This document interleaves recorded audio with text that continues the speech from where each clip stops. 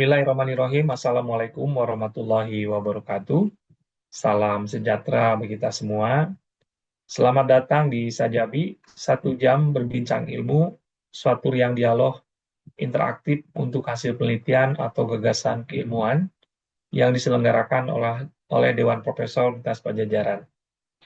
Bapak dan Ibu yang saya hormati, gelombang ultrasonik telah banyak dimanfaatkan secara luas oleh masyarakat dalam kehidupan sehari-hari, mencakup sektor kesehatan untuk diagnostik dan terapi, sektor industri untuk pembersihan dan deteksi kerusakan, hingga sektor pertanian sebagai pengusir hama modern yang ramah lingkungan. Untuk itu, di hadapan kita telah hadir narasumber, di mana beliau telah banyak mendalami dan meneliti terkait gelombang ultrasonik, yaitu guru besar dari Fakultas Matematika dan Ilmu Pengetahuan Alam Universitas Padjadjaran, yaitu Profesor Dr. Engineering Insinyur Darmawan Hidayat MT. Sebelum acara dimulai, kami tayangkan terlebih dahulu daftar riwayat hidup singkat pembicara. Profesor Dr. Engineering Insinyur Darmawan Hidayat MT, beliau lahir di Bandung 15 Desember tahun 1974. Bidang keilmuan, rekayasa material dan sensor ultrasonik. Pendidikan terakhir, S3 Chemistry and Chemical Engineering, Hiroshima University, Japan.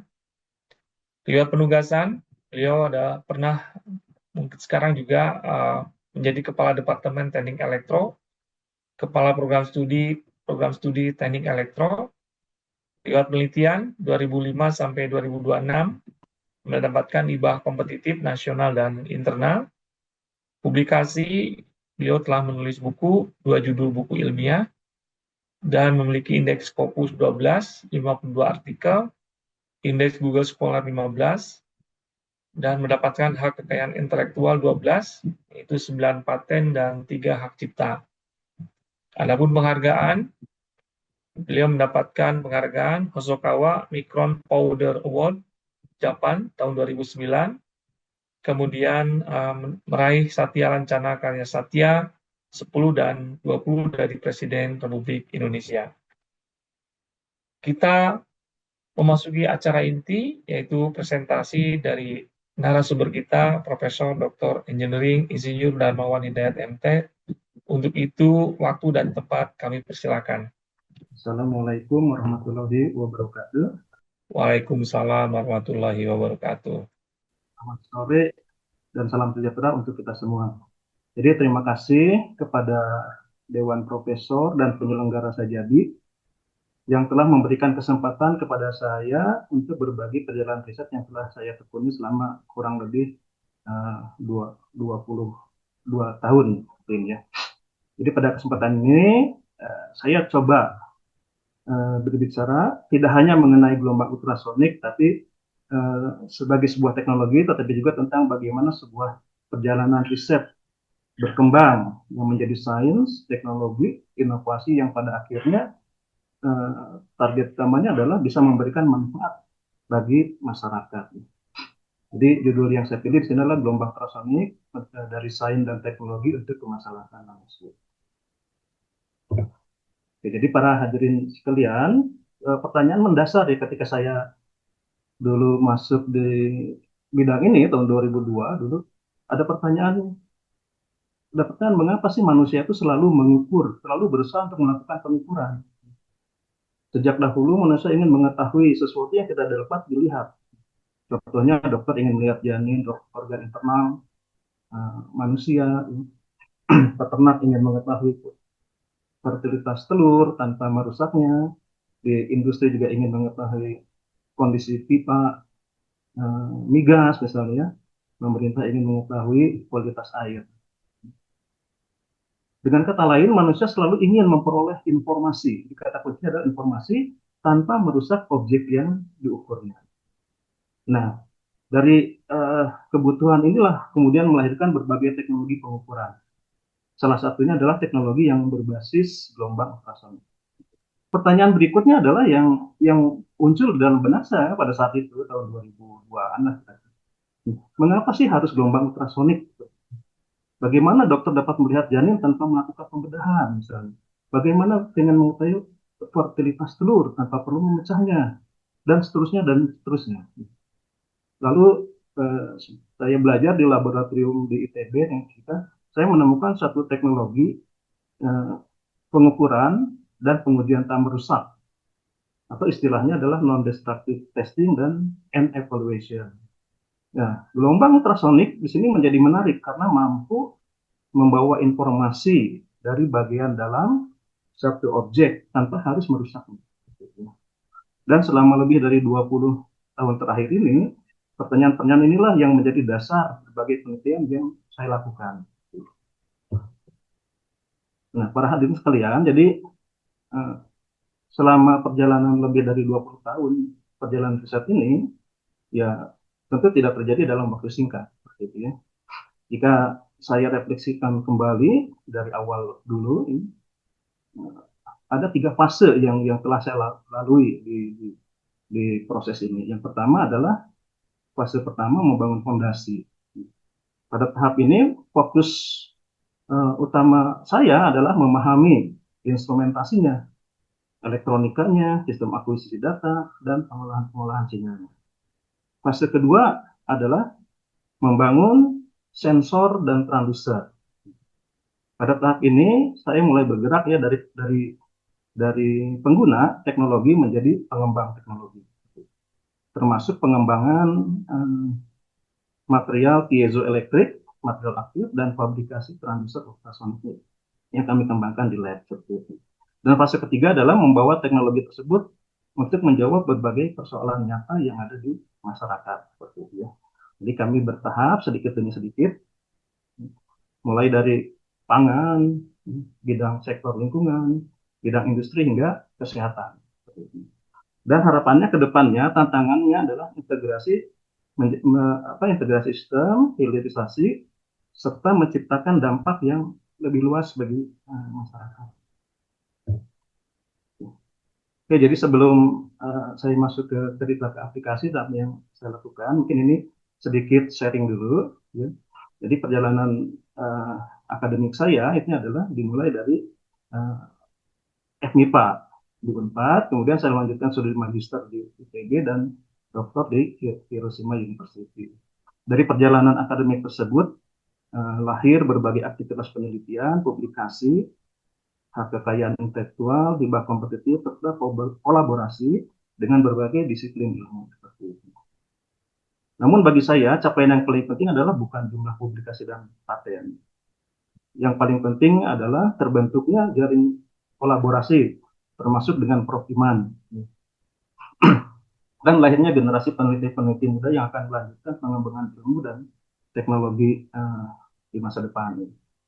Ya, selanjutnya saya akan menunjukkan beberapa contoh bagaimana teknologi berbasis gelombang ultrasonik ini dikembangkan dan dapat digunakan menjawab berbagai persoalan nyata di bidang pangan, lingkungan, dan industri.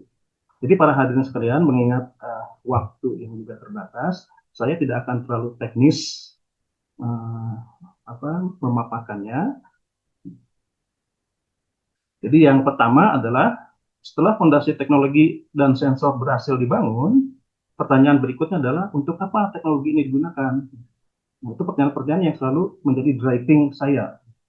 Jadi bagi saya nilai sebuah teknologi itu tidak terletak pada kecanggihannya atau pada kompleksitas si teknologi itu sendiri, tetapi pada kemampuannya menyelesaikan persoalan nyata yang ada di masyarakat.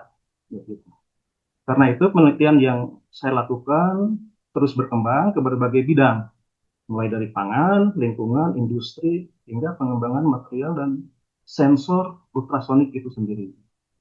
Nanti segera saya akan menunjukkan beberapa contoh aplikasi yang telah kami kerjakan secara singkat.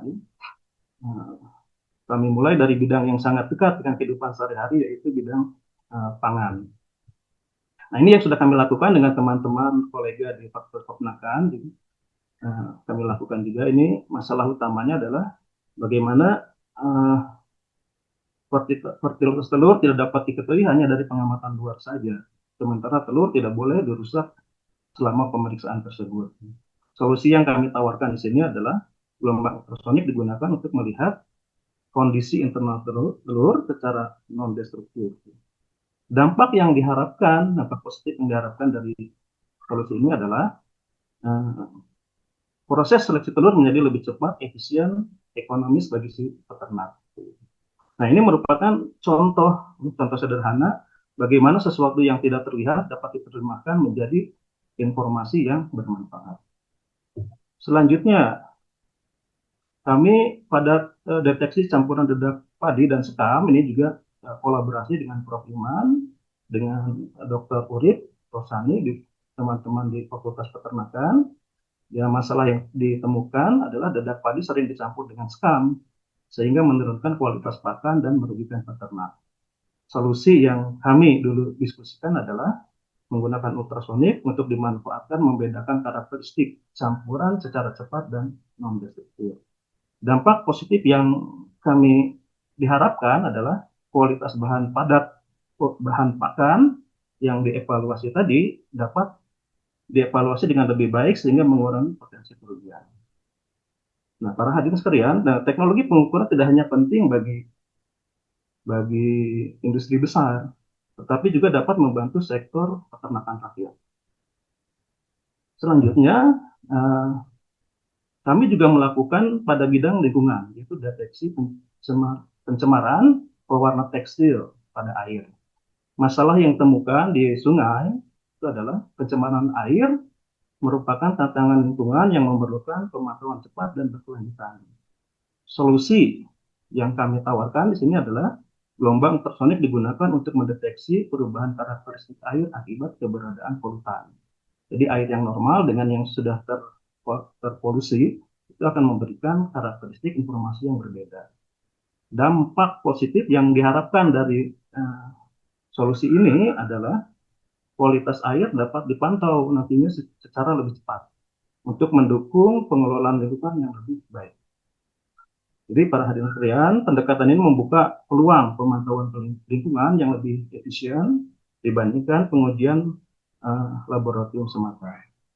Nah, dari penelitian-penelitian laboratorium tersebut, kami kemudian mencoba membawanya ke implementasi lapangan. Nah, ini kami lakukan pemantauan kondisi air sungai Citarum. Ya, jadi ini kami kegiatan ke lapangan, kami bawa dari lab ke sini, uji coba. Jadi salah satu implementasi yang sedang kami lakukan adalah pemantauan kualitas air sungai Citarum.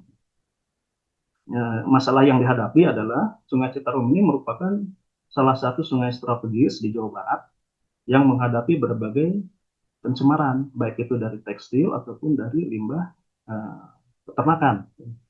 Solusi yang kami tawarkan di sini, yang kami coba adalah kami mengembangkan sistem pemantauan berbasis sensor ini yang dapat digunakan untuk memperoleh data kondisi air sungai secara berkelanjutan. Dampak yang kami harapkan adalah data yang dihasilkan dapat mendukung pengambilan keputusan yang lebih cepat dan lebih cepat dan lebih akurat berbasis bukti, ya, bukti berbasis evidence seperti itu.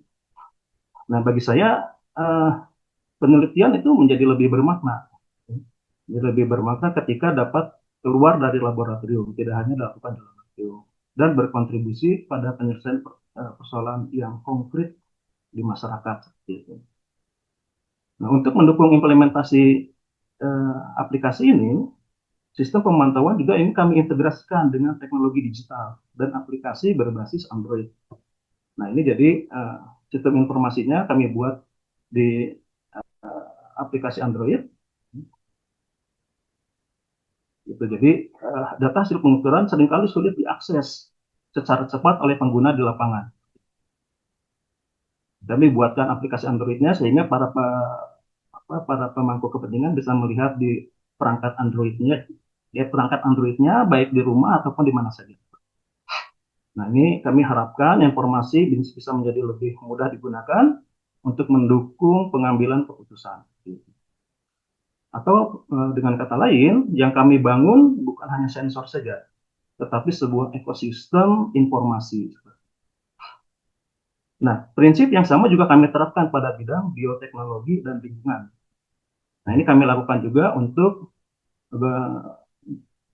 pengukuran berbasis gelombang ultrasonik. Ini kami lakukan, kami aplikasikan di lab untuk pengukuran pertumbuhan mikroalga. Jadi masalahnya yang dihadapi adalah para pembudidaya mikroalga. Produksi mikroalga ini memerlukan sistem pemantau pertumbuhan yang akurat dan berkelanjutan, yang real time dan online. Nah, ini solusinya eh, kami gunakan gelombang ultrasonik dimanfaatkan sebagai sensor yang non-invasif untuk memonitor pertumbuhan mikroalga dari hari 1 hingga ke hari ke-14 seperti itu. Nah, ini dampak yang positif yang kami harapkan adalah bisa mendukung pengembangan bioteknologi dan produksi biomasa berkelanjutan. Nah, dari aplikasi ini menunjukkan bahwa gelombang ultrasonik tidak hanya relevan dalam bidang material dan industri saja, tetapi juga untuk sistem-sistem biologis seperti ini yang mikroalga seperti itu. Nah, selain bidang pangan dan lingkungan, juga teknologi ini banyak digunakan pada bidang industri. Berikut saya sampaikan beberapa aplikasi digunakan untuk pengukuran evaluasi logam pipa migas. Masalah yang sering dihadapi atau yang diperlukan di industri migas ini adalah memerlukan inspeksi kondisi logam pipa tanpa membongkar atau merusak komponen pipanya atau menghentikan operasional kerjanya seperti itu. Nah, solusi yang kami tawarkan coba di sini adalah gelombang ultrasonik dimanfaatkan untuk mengevaluasi ketebalan dan kondisi material secara cepat, secara non-destruktif, tanpa perlu menghentikan operasional dari perusahaan. Dampak yang ingin kami peroleh dari aplikasi ini adalah risiko kegagalan peralatan dapat dikurangi dan biaya pemeliharaan bisa menjadi lebih efisien. Nah, para hadirin sekalian, pada banyak industri, kemampuan mendeteksi masalah sebelum terjadi kegagalan ini memiliki nilai yang sangat besar. Atau dengan istilahnya yang orang-orang industri sering sebutkan adalah predictive maintenance atau early warning detection seperti. Nah, prinsip yang sama juga ini coba kami terapkan pada material komposit yang saat ini banyak digunakan. Nah, ini juga kami gunakan nih, material komposit ini kami gunakan untuk membuat transducer ultrasonik. Nah, yang jadi masalah besar di negara-negara berkembang itu adalah termasuk Indonesia, komponen ultrasonik ini harus impor. Padahal teknologi gelombang ultrasonik itu komponen utamanya adalah transducer ini. Nah, di dalam transducer ini ada material yang disebut dengan ini, material backing, material komposit, dibangun dari material komposit. Gitu. Nah, ini belum ada, ini kita coba buat karakterisasinya ya untuk membuat transducer. Oke. Jadi dengan demikian pengukuran tidak hanya digunakan untuk mengetahui kondisi objek saja, tapi juga untuk proses quality assurance dari suatu produk. Nah, para hadirin sekalian, seluruh aplikasi tersebut juga yang saya sampaikan tadi tentunya tidak mungkin dilakukan tanpa pengembangan sensor yang menjadi jantung sistem pengukuran. Nah, ini adalah tipikal sensor atau transducer ultrasonik. Inilah komponen inilah yang kita belum bisa dan belum ada industrinya di Indonesia. Padahal kalau secara teknologi ini bukan teknologi yang canggih, ini teknologi konvensional sebenarnya klasik. Terdiri dari 3 material, ada material backing, ada material aktif, piezoelektrik, ada impedance layer. Nah, dengan kita bisa merekayasa material ini, kita bisa mengcustomize sensor transducer yang kita butuhkan, seperti frekuensinya, terus mediumnya, dan seterusnya. Nah, ini sudah kita lakukan juga sudah dan sedang kita lakukan di laboratorium kami seperti itu. Selanjutnya, Bapak Ibu sekalian, pertanyaan berikutnya adalah dari aplikasi-aplikasi tadi, sebagian aplikasi yang saya sampaikan tadi, apa sih manfaat perjalanan penelitian ini bagi masyarakat? Kalau nggak ada manfaatnya, buat apa dilakukan ya? Capek-capek. Seperti itu. Jadi, jika kita melihat berbagai aplikasi yang telah dibahas, maka manfaatnya tidak hanya dirasakan di laboratorium. Dan harapannya juga ke depannya tidak hanya di laboratorium. Nah, dari sini kita bisa melihat para peternak bisa memperoleh informasi yang lebih baik dan mengurangi kerugian. Bagi petani, dia bisa meningkatkan kualitas hasil produksi.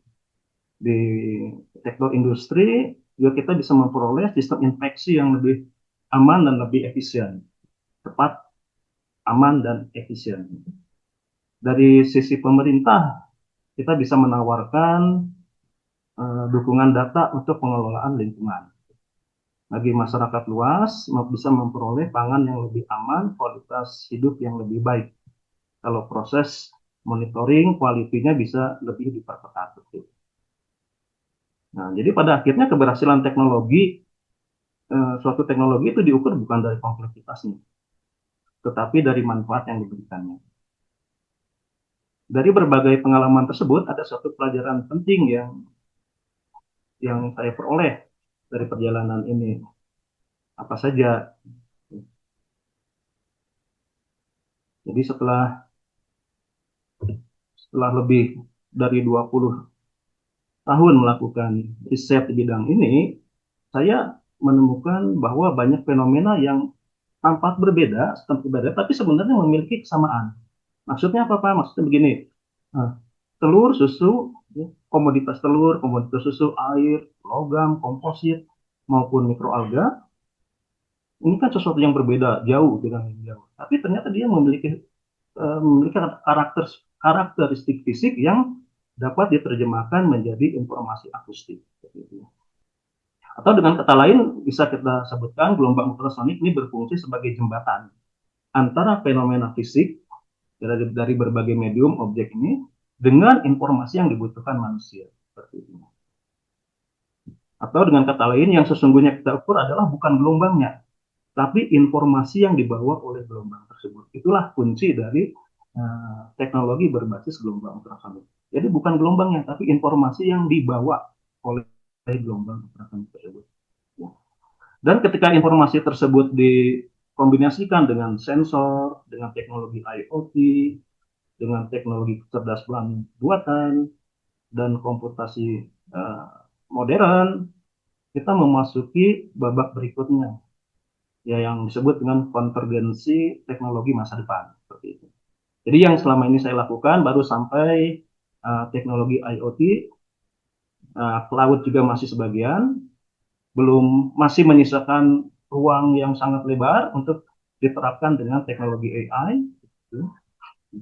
Jadi setelah lebih dari dua dekade bergelut di bidang ultrasonik ini, saya melihat bahwa masa depan itu tidak lagi ditentukan oleh satu teknologi tunggal. Nilai terbesar sebuah sensor itu bukan terletak pada kemampuannya mengukur, sudah selesai. Sensor mengukur sudah selesai. Tapi di paradigma sekarang, gitu sekarang adalah dituntut lagi kemampuannya menghasilkan informasi yang mendukung pengambilan keputusan, yang menjadi dasar dari teknologi AI. Gitu. Karena itu sensor ultrasonik perlu dikonvergensikan dengan teknologi Internet of Things, cloud computing, terus AI, dan digital twin. Nah, inilah menjadi suatu teknologi yang sangat powerful, yang akan memberikan masalah lebih tinggi lagi, seperti itu. Atau dengan kata lain, kita sedang bergerak dari era pengukuran menuju era smart decision system. Ya, jadi perlu saya akui juga di penelitian saya ini masih terbatas pada era pengukuran. Tapi saya masih punya misi hingga tahun 2035 ini bidang ini harus menyentuh smart decision system. Dan ini sedang ongoing kita lakukan. Nah, para hadirin sekalian, ketika berbicara tentang masa depan, saya melihat bahwa teknologi sensor dan pengukuran ini memiliki relevansi yang sangat kuat terhadap berbagai tantangan besar yang dihadapi bangsa.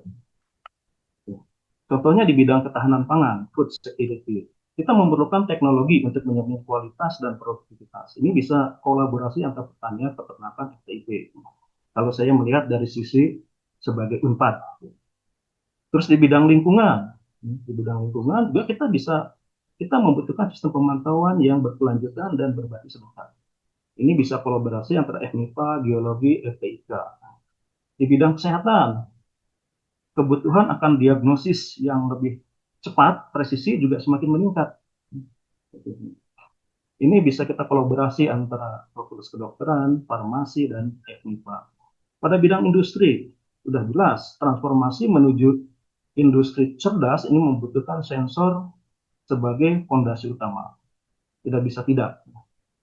Karena itu saya melihat riset-riset ini tidak bisa sendiri. Saya tidak bisa sendiri. Ultrasonic tidak bisa sendiri. Tetapi dapat menjadi bagian dari kontribusi UNPAD dalam menjawab Green Challenge, ya, tantangan besar nanti di tahun 2035. Ya. Yang menarik, para hadirin sekalian, hampir seluruh komponen yang diperlukan untuk membangun ekosistem teknologi ini sebenarnya telah dimiliki oleh UNPAD. Ada semuanya di UNPAD lengkap dibanding dengan kalau kita melihat di perguruan tinggi tetangga gitu ya. FMIPA di sini berperan dalam pengembangan material, sensor, dan sains cerdas. Fakultas kedokteran ini dapat mengembangkan aplikasi-aplikasi diagnosis dan kesehatan yang presisi. Fakultas peternakan, pertanian, FTIP ini bisa menyediakan berbagai kasus konkret ya, terkait pangan dan produksi-produksi hayati. FPIK dan geologi bisa membuka peluang pada bidang lingkungan dan sumber daya alam. Sementara FISIP, FEB berperan dalam aspek kebijakan. Jadi ketika sudah menjadi produk teknologi, dihilirisasi, diproduksi menjadi ekonomi, nah itu ketika penerapan di masyarakatnya akan ada aspek-aspek sosial, politik, ekonomi yang harus melibatkan teman-teman kita di FISIP dan FEB. Gitu ya. Karena itu saya memandang, ya dari perenungan saya memandang UNPAD bukan hanya sebagai institusi pendidikan, tapi sebagai sebuah ekosistem inovasi yang lengkap. Ini yang menarik bagi saya sebenarnya ini. Jadi berdasarkan pengalaman saya kolaborasi lintas disiplin, saya menunjukkan bahwa tidak ada teknologi yang dapat berkembang sendirian. Dulu waktu di usia-usia 30-an masih S2, wah ini saya bisa sendiri kayak gini mah gampang. Ternyata sambil kesini ya tidak bisa. Tapi kesini tidak bisa setelah berinteraksi dengan teman-teman di UNPAD, nggak bisa. Sensor tidak akan bermakna. Sensor ultrasonik saja yang saya kembangkan, mulai dari S2, S3 dulu, tidak akan bermakna apapun ya, tanpa persoalan nyata yang diselesaikan. Kita bisa buat, tapi buat apa? Nah itu udah selesai di situ. Kalau di teknik elektronya, di engineeringnya seperti itu. Tidak kurang memberikan manfaat pada persoalan nyata. Karena itu ya kolaborasi lintas disiplin ya sekarang ini bukan lagi pilihan, tapi sudah menjadi kebutuhan dan keharusan bagi saya ya. Jadi fakultas MIPA, peternakan, pertanian, bahkan juga UNPAD sudah layak mendirikan fakultas teknik untuk menyelesaikan persoalan-persoalan nyata yang konkret di sini. Teknik elektro sendiri juga tidak bisa. Kita perlu teknik mesin, kita perlu teknik biomedik, kita perlu teknik informatik dan sejenisnya. Bahkan ilmu sosial, hukum, dan ekonomi yang memiliki peran yang tidak kalah penting juga. Gitu. Ini saya memberikan contoh bahwa ultrasonik ini hanyalah salah satu contoh saja, Bapak Ibu sekalian ya. Yang lebih penting adalah bagaimana kita membangun solusi bersama untuk persoalan masyarakat ini. Dengan kekayaan disiplin ilmu yang dimiliki oleh masing-masing bidang, ya saya percaya UNPAD ini dapat menjadi living laboratory, laboratorium hidup ya, untuk pengembangan teknologi yang berorientasi pada kemaslahatan. Jadi kata kuncinya kemaslahatan. Oke, jadi jika kolaborasi ini berhasil kita bangun di tingkat universitas, Bapak Ibu sekalian, pertanyaan berikutnya adalah bagaimana dampaknya bagi Jawa Barat, bagi nasional. Disinilah saya melihat peluang yang sangat besar kolega-kolega di Unpad ya untuk pengembangan di masa depan. Jadi jika kita melihat Jawa Barat, peluang pengembangan teknologi sensor dan pengukuran sebenarnya sangat besar. Kenapa? Karena Jawa Barat merupakan pusat industri manufaktur nasional, pusat produksi pangan, kawasan pertanian, peternakan, perikanan, sekaligus wilayah dengan berbagai tantangan lingkungan yang unik. Artinya apa? Artinya adalah kebutuhan terhadap teknologi pengukuran, pemantauan, pengambilan keputusan berbasis data ini akan terus meningkat. Itu di Jawa Barat saja. Jadi saya membayangkan, jadi selama saya berkarir, saya membayangkan sebuah ekosistem di mana riset yang dilakukan di kampus itu tidak berhenti pada publikasi dan prototipe, tetapi berkembang menjadi startup, menjadi industri baru, dan solusi yang benar-benar digunakan di masyarakat. Seperti itu. Karena itu saya melihat peluang besar bagi Unpad ini untuk berkontribusi dalam pengembangan industri sensor dan instrumentasi nasional yang berbasis pada kebutuhan Jawa Barat ini. Namun, para hadirin sekalian, untuk sampai ke sana, ya ada beberapa pelajaran penting yang saya peroleh dari perjalanan pelatihan selama lebih dari 20 tahun ini. Jadi dari hasil merenung, dari perenungan, kalau lagi melamun itu ya ada 4 pelajaran utama lah yang saya peroleh dari kegiatan-kegiatan ini. Pelajaran pertama adalah mengukur tanpa merusak itu akan menjadi kebutuhan yang semakin penting di masa depan. Pasti. Ya, saya sangat optimis sekali, tidak akan bisa tidak. Pelajaran kedua, Bapak Ibu sekalian, adalah teknologi tidak lahir dari satu disiplin ilmu. Saya sangat menyadari itu ya. Yang pertama kali saya tidak menyadarinya. Tetapi dari kolaborasi berbagai bidang pengetahuan. Itu pelajaran kedua. Pelajaran ketiga adalah yang saya peroleh dari pengalaman ini, publikasi dan prototipe bukanlah titik akhir. Titik akhir. Hilirisasi merupakan fase berikutnya yang harus kita perkuat. Jadi setelah menghasilkan publikasi prototipe, kita harus tingkat lagi menjadi hilirisasi. Dan pelajaran yang paling penting, tujuan akhir teknologi bukanlah teknologinya itu sendiri, tapi kemaslahatan. Jadi hierarkinya di atas semuanya itu adalah kemaslahatan. Tapi Bapak Ibu sekalian, di atas kemaslahatan itu juga ada satu lagi yang paling penting dari perenungan saya. Apa itu? Yaitu kemajuan peradaban manusia. Menghasilkan teknologi, tapi belum tentu semua teknologi itu maslahat. Teknologi yang maslahat belum tentu bisa memperkuat peradaban, kita bisa meningkatkan peradaban manusia. Jadi 4 pelajaran ini adalah yang membentuk cara pandang saya sekarang ini terhadap pengembangan ilmu dan pengetahuan teknologi di masa depan. Nah, Bapak Ibu sekalian, jadi ketika saya merefleksikan perjalanan riset selama kurang lebih 20 tahun ini, saya sampai pada keyakinan bahwa riset bukanlah tujuan akhir. Riset itu menghasilkan pengetahuan. Pengetahuan berkembang menjadi sains, ilmu pengetahuan. Sains terjemahkan bisa melalui rekayasa menjadi sebuah produk teknologi. Produk teknologi kemudian kita hilirisasikan agar dapat dimanfaatkan oleh masyarakat. Gitu ya. Hierarkinya seperti itu. Ketika teknologi memberi manfaat nyata, nah itulah yang disebut dengan kemaslahatan ya, bagi manusia. Dan saya berharap juga kemaslahatan ini bukan hanya untuk manusia, tapi kepada semua makhluk hidup. Dan ketika masalah itu berlangsung luas dan berkelanjutan, ini menjadi uh, bagian dari pembangunan peradaban. Yang tentunya setiap proses ini juga kita harus tidak boleh keluar dari koridor-koridor etika, nilai, kearifan, dan tanggung jawab kita sebagai periset atau sebagai engineer. Oke, karena itu yang sedang kita bangun sebenarnya bukan hanya teknologi ultrasonik. Yang sedang kita bangun adalah mata rantai dari siklus ini. Peradaban manusia kembali lagi meriset lagi menuju kemaslahatan yang lebih tinggi lagi seperti itu. Oke, jadi jika 20 tahun pertama merupakan fase membangun ilmu bagi saya ya sensor dan teknologi, maka 10 tahun ke depan saya punya visi untuk mengembangkan menjadi fase membangun dan berdampak. Tantangannya sekarang bukan lagi apakah teknologi ini dapat dibuat, tapi tantangannya adalah bagaimana teknologi ini menjadi dapat digunakan secara luas dan memberikan manfaat nyata dan menjadi bagian dari kehidupan masyarakat. Saya berharap perjalanan berikutnya ini tidak lagi berisi publikasi dan portfolio berhenti di sini, tetapi juga kolaborasi, hilirisasi, inovasi, dan dampak yang lebih besar.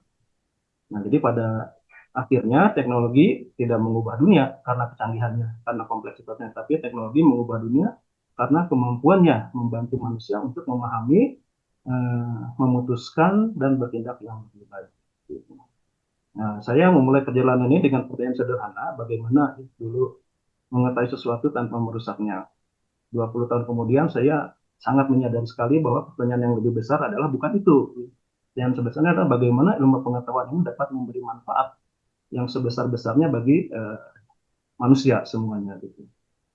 Semoga perjalanan kecil yang saya berikan ini bisa memberikan kontribusi bagi Unpad ya ke perjalanan besar kita bagi ilmu pengetahuan dan kemaslahatan manusia. Dan saya ucapkan terima kasih atas perhatiannya. Saya sangat terbuka untuk kolaborasi dan diskusi. Assalamualaikum warahmatullahi wabarakatuh. Terima kasih. Waalaikumsalam warahmatullahi wabarakatuh. Terima kasih Kang Prof. Darmawan ya. Menarik sekali apa yang disampaikan dan saya kira riset-risetnya betul-betul sangat bermanfaat bagi masyarakat. Dan juga karena ini kita pernah kolaborasi ya, Prof. Ketika kita untuk mendeteksi pemalsuan dedak yang konvensional itu kita menggunakan larutan klorofluorosenol ya, di mana itu memang menggunakan salah satu bahan kimia kuat juga dalam reagennya dan sebagainya. Sehingga tentunya juga sumber daya terkuras juga kalau itu kita gunakan dan berbahaya terhadap lingkungan juga begitu ya. Tapi setelah kita memahami tentang gelombang ultrasonik ini melalui disertasinya Pak Urip, ternyata memang ini tidak merusak sama sekali ya, Prof ya. Jadi hanya memantulkan sebuah gelombang begitu ya untuk mendeteksi apakah ini perbedaan fisik dan sebagainya. Dan kalau itu terus dilanjutkan, mungkin kita tidak akan menggunakan bahan kimia dan sebagainya sebagai alat untuk memutuskan sebuah keputusan jika ada sesuatu menjadi masalah buat kita semua. Ini sangat menarik sekali apa yang disampaikan. Akan lebih menarik lagi kalau kita masuki ke fase kedua yaitu diskusi. Untuk itu kami membuka termin pertama 3 pertanyaan. Untuk itu kami persilakan Bapak dan Ibu ada pertanyaan yang bisa disampaikan. Di sini sudah hadir nih Prof. Subdi, beliau dari Universitas Mataram, Pak Prof. Darmawan. Ini termasuk kolega saya juga, ini sering kita diskusi sama beliau gitu. Beliau sangat tertarik dengan teknologi, termasuk mungkin pengembangan peternakan. Perlu dilanjutkan ya Prof. Subdi ya, karena di Iya, iya, peternakan banyak sekali masalah ini iya, yang iya. harus diselesaikan dengan teknologi yang lain gitu ya, seperti itu. Oke, Ya, Bapak dan Ibu. boleh, boleh Oh, saya, siap, Prof. iya. Prof. Bismillahirrahmanirrahim. Assalamualaikum warahmatullahi wabarakatuh. Pertama, saya Waalaikumsalam. menyampaikan terima kasih pada Prof. Hernawan yang telah mengajak saya dan kami di grup itu masuk di lingkaran diskusi rutin dari Unpad ini. Menarik kali ini Profesor Hidayat itu menyampaikan ultrasonik, Pak. Jadi kalau kita cek-cek itu memang kita tadi disampaikan tidak bisa kita bekerja sendiri, Pak. Kita harus berkolaborasi. Nah, saya sering bilang ke teman-teman teknik di sini, jangan, mohon maaf Pak, mungkin vulgar sekali, jangan onani, saya bilang. Buat radio terus dengar sendiri, simpan sendiri, begitu kan? Tapi bagaimana Fakultas Teknik itu bisa membantu kita-kita, terutama yang biological science itu, bisa berkembang lebih bagus, lebih cepat gitu dengan bantuan. Ya misalnya, saya contoh mungkin sekaligus pertanyaan, misalnya, kalau ada dua kolam yang dia ada kolam lele, begitu, Pak. dalam waktu dekat kita mau mengetahui berapa sih lele yang ada di dalam kolam itu tanpa menguras air.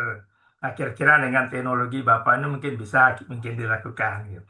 Tapi yang sering kita terjadi dalam pengembangan teknologi di universitas mandeknya ketika kita diseminasi kepada orang lain, Pak.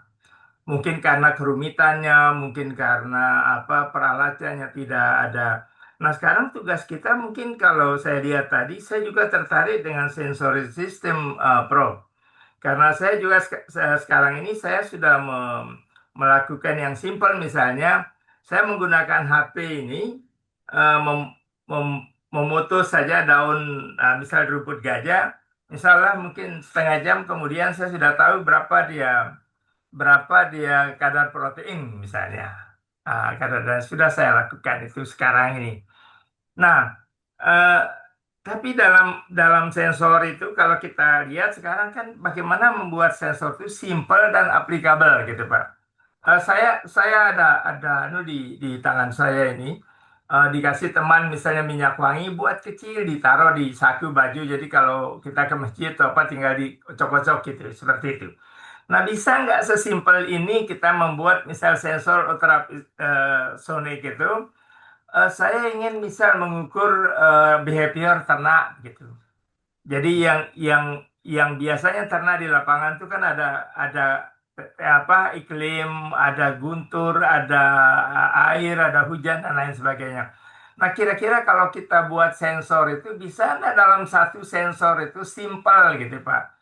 Kayak itu bisa kita letakkan misal di atas punggungnya saja, nanti itu bisa ke komputer data logger dengan tanpa nirkabel gitu misalnya. Sehingga kita lebih cepat karena tadi Prof sudah bilang kan bagaimana membahas hasil pengukuran, bukan cara pengukurannya, tapi hasilnya bagaimana dia cepat. Nah, ini kira-kira masa depan dengan tidak merusak, misalnya tempat lain, eh, ini kita masih susah, terutama di NTB ini Pak, mencari tempat sumber air misalnya.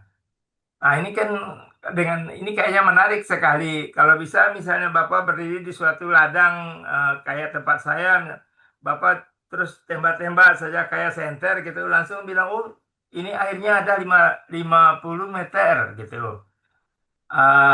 Itu kita kan lebih cepat sehingga dan yakin bahwa di situ ada sungai di bawah tanah gitu yang bisa kita lihat gitu.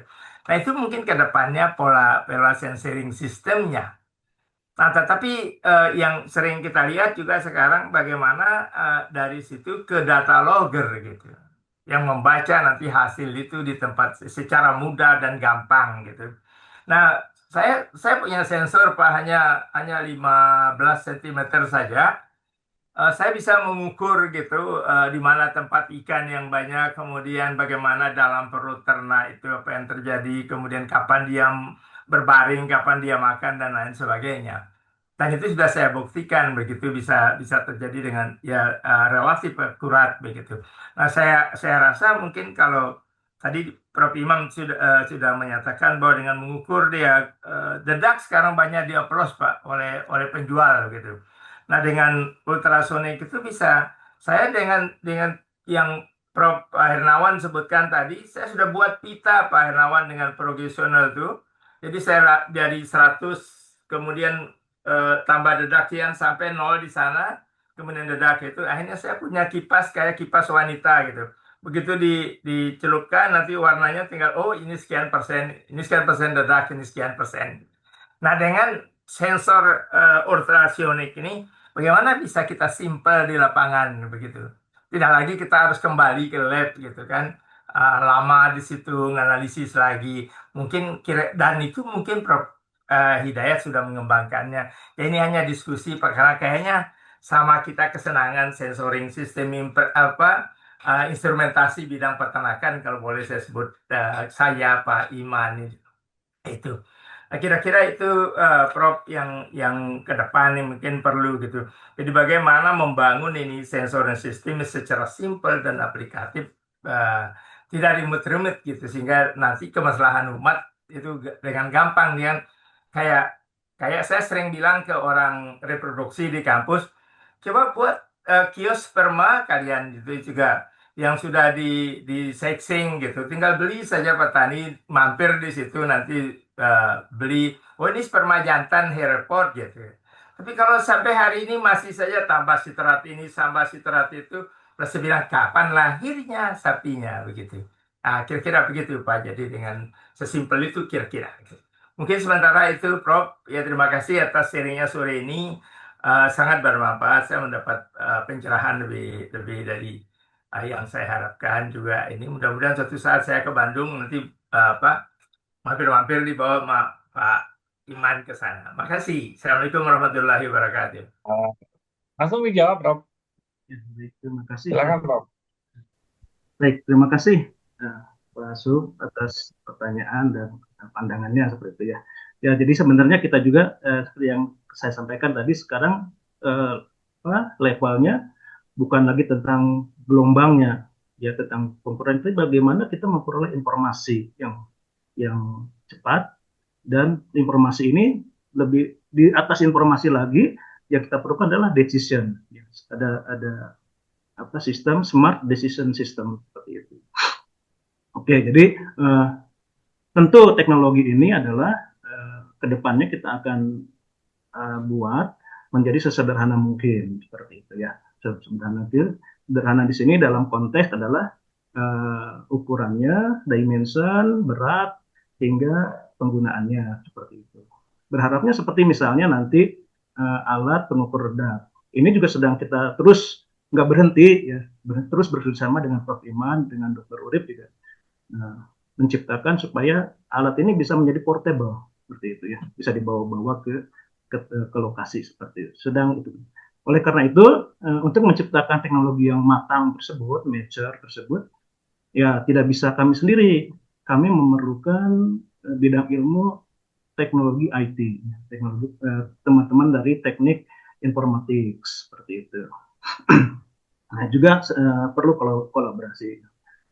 Terus teman-teman dari elektro juga yang berkutat pada artificial intelligence. Arahnya sedang ke sana. Dan kenapa? Gitu. Nah, tadi kalau digunakan misalnya apakah bisa untuk lele, nah ini juga menjadi tantangan sebenarnya. Nah, kalau secara logikanya, ultrasonik itu kan dia sensitif terhadap medium atau objek. Objeknya ada tidak ada atau objek yang berubah, dia akan memberikan respon yang berbeda. Secara teori itu mungkin, tapi dalam secara engineering dan rekayasanya mewujudkannya itu juga tantangan yang besar juga. Mungkin demikian sementara ini. Oke, terima kasih, Prof. Terima kasih. Ya, mungkin yang lainnya, Bapak dan Ibu, ada yang mau ditanyakan, dipersilakan. Ini ada mahasiswanya Pak Darmawan nih, ya. Ada yang mau ditanyakan, silakan.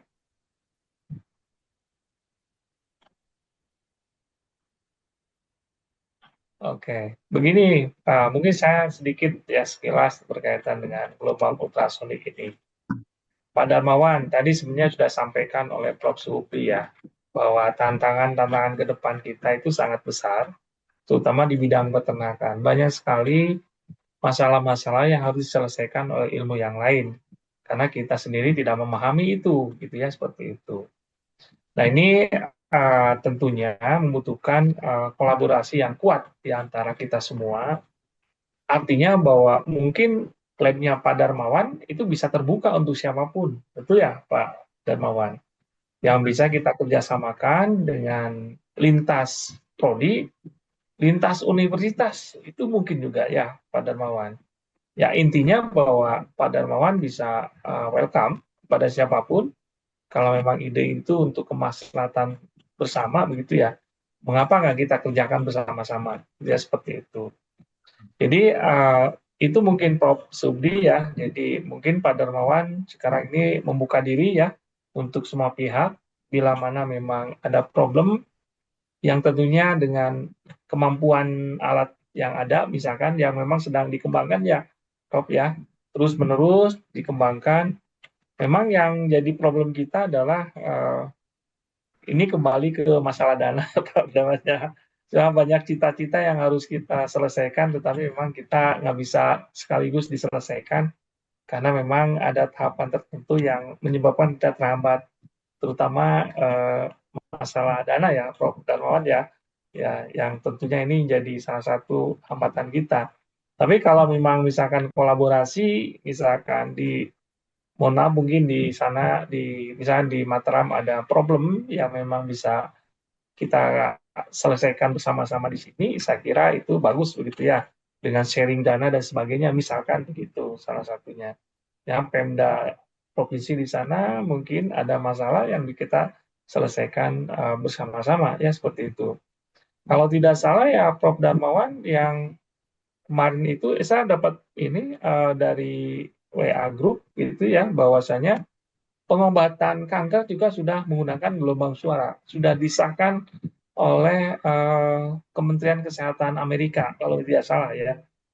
Karena untuk mengurangi penggunaan bahan kimia, karena kemoterapi dan sebagainya itu selain pasiennya juga menyebabkan kesakitan, juga itu juga ada sumber daya yang dikeluarkan juga kan, karena ada beberapa komponen yang ya termasuk juga ada kimia-kimianya seperti itu. Tapi dengan gelombang ultrasonik, dengan gelombang suara itu tidak sama sekali kita menggunakan. Artinya meminimalkan bahaya-bahaya lingkungan atau hal-hal yang berkaitan dengan masalah kimia. Ya seperti itu ya Pak Darmawan. Nah ini yang menarik lagi itu adalah ini sebaran ini Pak Darmawan, untuk komponen yang padat, komponen yang ringan, ini kan yang menyebabkan pembacaan itu berbeda-beda ya Pak Darmawan ya. Jika sebuah komponen itu bersifat padat. Nah itu kalau penerapannya seperti apa nih Pak Darmawan secara teorinya gitu ya.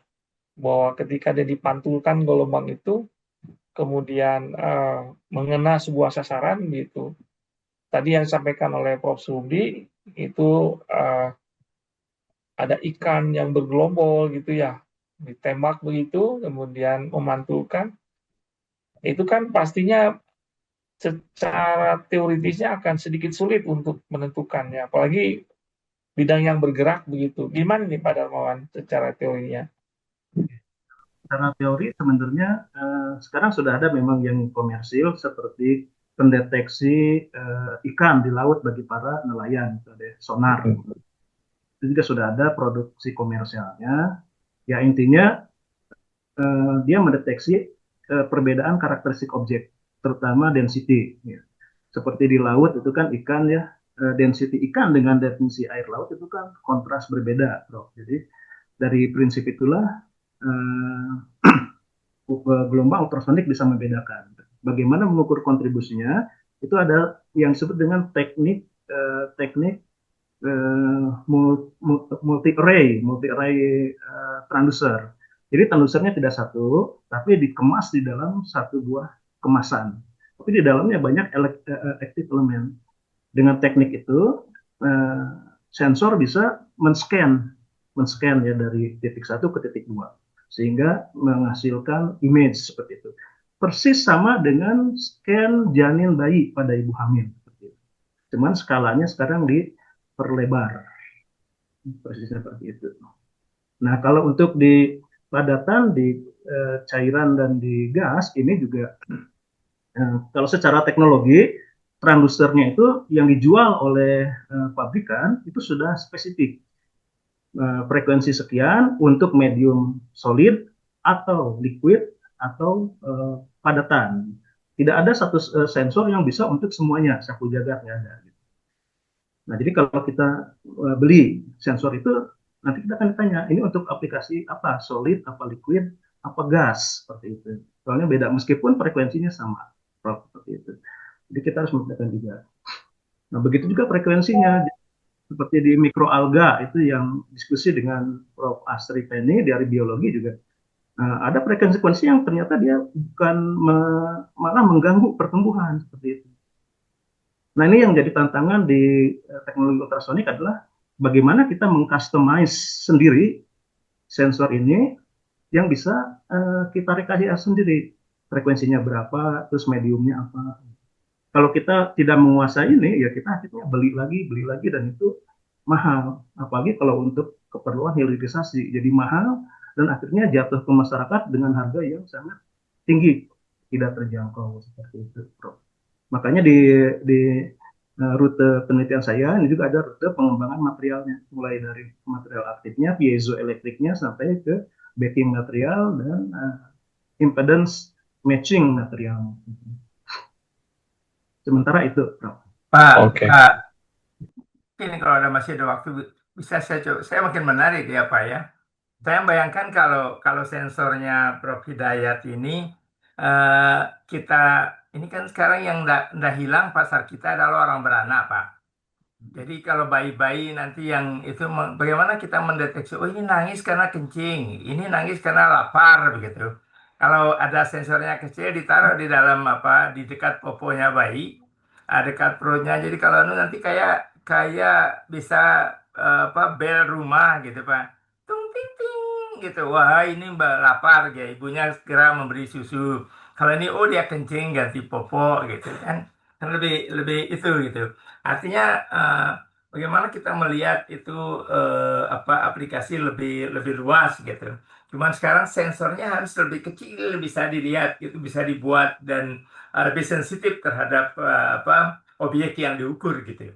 Sehingga dan hasilnya seperti begitu sudah dalam satu sistem yang sudah tidak bisa lagi dibawa begitu. Ya tinggal kita beli kayak beli misalnya ya beli obat nyamuk lah Pak. Kita beli obat nyamuk ya sudah. Kalau autan itu tinggal ditaruh di tangan sudah selesai gitu. Nah kira-kira begitu. Nah bayangkan Pak berapa orang yang nangis bayinya itu yang lahir tiap hari gitu kan. Nah itu luar biasa nanti itu Pak. Nah kira-kira jadinya akhirnya yang disebut dengan oleh diksi sekarang profesor berdampak katanya ya bukan cerita-cerita lagi tapi mungkin bisa dilihat seperti itu gitu. Ini sekedar tambahan saja Pak, brainstorming gitu Pak. Ya, makasih dia Mas. Ya, Betul, Prof. Subdi. Nah, itulah tantangan-tantangan kita ya di sini. Ini tidak bisa diselesaikan satu bidang ilmu sendiri. ya, Tapi memutuskan bahwa kembali ke smart decision tadi bahwa uh, untuk mengukurnya mungkin kita bisa mengukur nangisnya, kapan nangisnya, berapa lama. Tapi decision bahwa itu dia nangis, apa dia lapar, apa dia mau kencing, itu perlu disiplin ilmu yang lain, apakah itu psikologi, apakah keperawatan, kedokteran, dan seterusnya. Seperti itu. ya. Ke, Saya tidak tahu apa Kang Hidayat ya sudah baca atau tidak. Ada buku yang saya dikirim sama Profesor Suganda itu aplikasi AI begitu di interdisipliner gitu hasil simposium atau seminar nasional oleh Unpad gitu mungkin itu bagus disimak juga Pak arti untuk dalam rangka mengembangkan itu bagus sekali bukunya Pak jadi keluarkan oleh Unpad Press gitu. Ya mungkin itu bisa. Jangan Bapak juga ada di situ belum selesai saya baca semuanya. Ya mudah-mudahan itu menjadi bisa dilihat begitu bagaimana mulai aplikasi AI sekarang terhadap multidisiplin gitu. Ya, menarik sekali, Prof. Oke. Eh, Mungkin kita cukupkan, ya, Prof, Bapak dan Ibu semuanya, karena kita sudah pas selesai jam 5, karena kita judulnya 1 jam berbincang ilmu jadi 1 jam. Eh, Terima kasih Prof. Darmawan atas penyampaiannya yang sangat menarik. Terima kasih juga Prof. Sudi ini yang sudah hadir dari ya. Universitas Mataram, profesor-profesor yang lain dari Unpad yang tidak bisa saya sebutkan satu persatu, para dosen, para mahasiswa yang hadir juga pada kesempatan kali ini. Kita sepakat bahwa ini menarik buat kita semua dan kita mengucapkan hamdalah, alhamdulillahirobbilalamin. Dan kami akan bertemu kembali pada Sajabi berikutnya dengan topik-topik yang berbeda. Terima kasih. Assalamualaikum warahmatullahi wabarakatuh.